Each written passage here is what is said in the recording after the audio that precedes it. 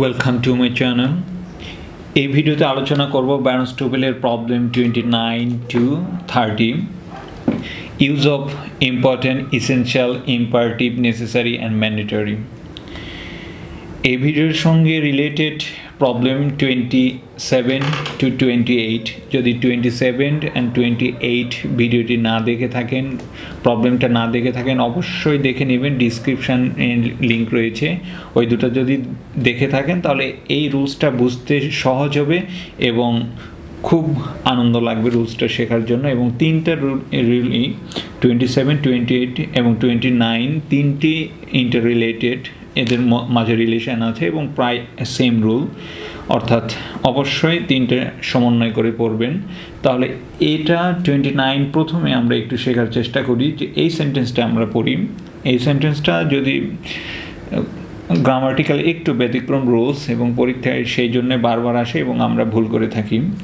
It is important that she speaks or spoke. তাহলে কোনটা হবে অ্যান্সার? তাহলে এখানে যেহেতু আমরা দ্যাটের পূর্বে প্রেজেন্ট ছিল, সাধারণত পরেও প্রেজেন্ট হবে এবং অর্থ অনুযায়ী প্রেজেন্ট টেন্স হবে। তাহলে যদি প্রেজেন্ট টেন্স, তাহলে পাস্ট হলো না, অপশন কাটা। তার প্রেজেন্ট টেন্স যদি হয় তাহলে শির সঙ্গে কি হয়? She speaks.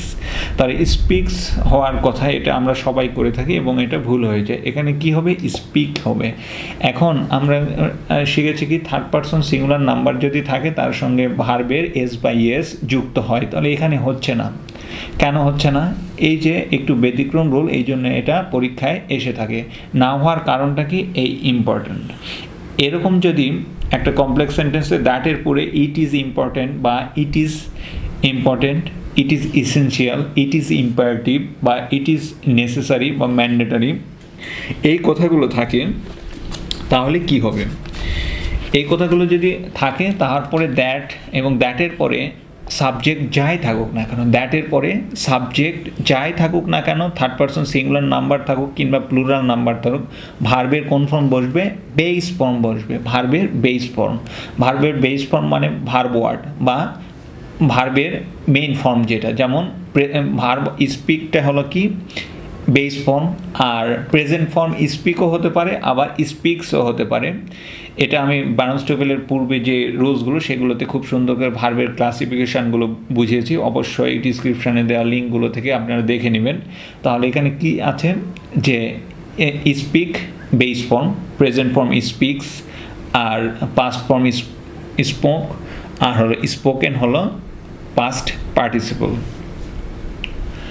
তাহলে এখানে এস বাই এর যুক্ত না হওয়ার কারণ কি? ইট ইজ ইম্পর্টেন্ট থাকা। এখানে ইম্পর্টেন্ট না থাকে, যদি ইসেনশিয়াল বা ইম্পারেটিভ বা নেসেসারি বা ম্যান্ডেটরি থাকতো তাহলে সেম নিয়মটা প্রযোজ্য হতো। পরীক্ষায় এটাই আসে, শুধু গ্যাপে থাকবে স্পিক, স্পিক্স, স্পোকেন, এগুলোও থাকবে। তাহলে আমাদের কি নিতে হবে? যে থার্ড পারসন সিঙ্গুলার নাম্বার কিংবা যাই থাকুক না কেন, ভার্ব ওয়ার্ডটা বেছে নিতে হবে। কিন্তু বেশিরভাগ শিক্ষার্থী কি করে, যেহেতু এটা he she third person singular number বা পারসন সিঙ্গুলার নাম্বার, এর সঙ্গে এস বাই এ যুক্ত হবে, সেই জন্য এটা অ্যান্সার করে এবং ভুল করে আসে।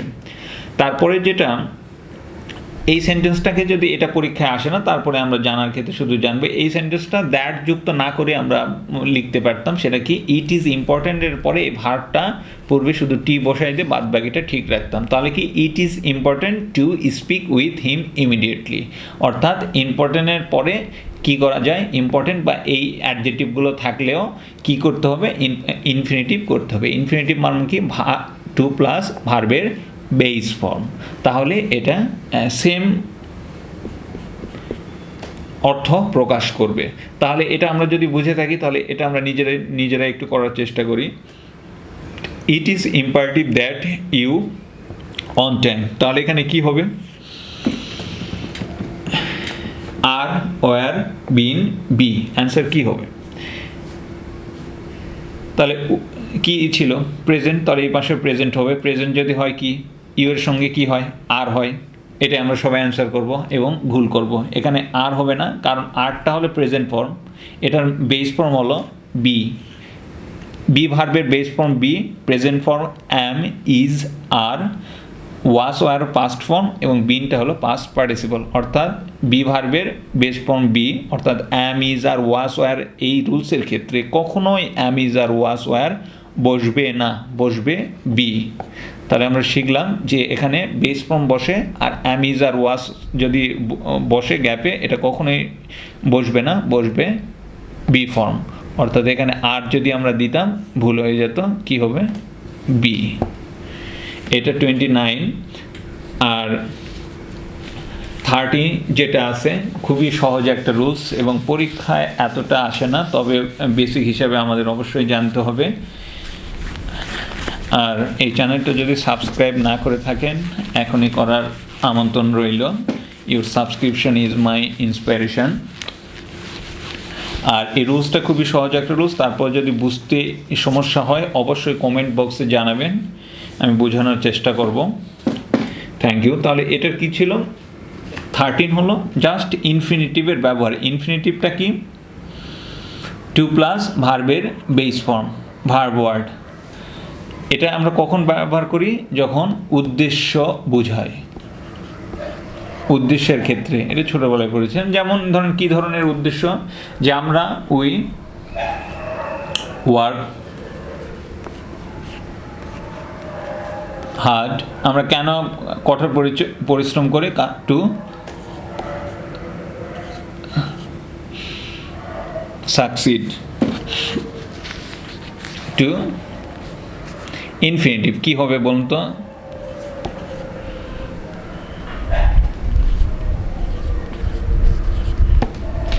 এখানে দেখুন we work hard to succeed. তাহলে এখানে succeed verb, success noun, successful adjective. আর ভার্বটা কি? সাকসিড। এখানে কিন্তু বেশিরভাগ ক্ষেত্রে দেওয়া থাকে we work hard to success. To success কিন্তু ভুল, এখানে কি হবে? To succeed. কারণ সাকসিডটা হলো ভার্ব, টুর পরে সবসময় ভার্বের বেস ফর্ম বসে, অর্থাৎ সাকসিডটা ভার্ব আর সাকসেসটা কিন্তু নাউন। তাহলে এক্ষেত্রে আমরা কি সাকসিড বসাবো। তাহলে এটা উদ্দেশ্য, যে কোনো যদি কোনো উদ্দেশ্য বোঝায় তাহলে আমরা ইনফিনিটিভ বসাবো। এটা 13 রুলস। এটা পরীক্ষায় খুবই কম আসে, কিন্তু তারপরে বেসিক হিসাবে স্পোকেন ইংলিশের ক্ষেত্রে আমাদের এটা জানতে হয়। অর্থাৎ এই দুটো রুলস যদি কোনো প্রশ্ন থাকে অবশ্যই কমেন্ট বক্সে প্রশ্ন করে জানাবেন। Thank you.